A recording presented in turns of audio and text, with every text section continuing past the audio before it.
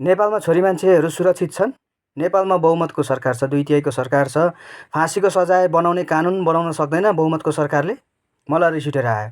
3 वर्षको नानी बोल्छ कराउँछ भनेर जिब्रो काटेको छ, घाँटी थिचेर कराउनु नदिएको छ, अनि आँखा फुटाइदिएको छ, सुरको ठुटाले पोलेको छ।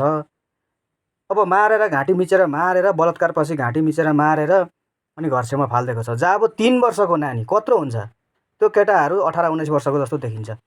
नेपालमा कानुन बनाउन सक्दैन 2/3 सरकारले। तुरुन्त बालेन सरकारलाई चाहिँ म के आग्रह गर्न चाहन्छु भने साथीहरू सबैले यो भिडियो सेयर गरिदिनुहोस्। बालेन्द्र सरकारले तुरुन्तै जो बलात्कार गर्छ त्यसलाई फाँसीको सजाय होस्। अबदेखि फाँसीको सजाय सुनाइएन भने, बलात्कार गर्ने मान्छेलाई फाँसीको सजाय गरिएन भने बलात्कार गर्नेको सङ्ख्या, बलात्कृत हुनेको सङ्ख्या घट्ने होइन बढेर जान्छ।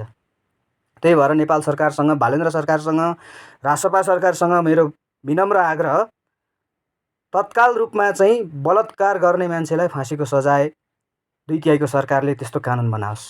अनि मात्रै चेलीबेटीहरू सुरक्षित हुन्छन्। नत्र भने जिन्दगीमा कहिले पनि यो बलात्कार भइ नै रहन्छ। चेलीबेटी बलात्कृत भइ नै रहन्छन्। तर यो कहिले पनि घट्नेवाला छैन, बलात्कार हुनेको सङ्ख्या, बलात्कृत गर्नेको सङ्ख्या।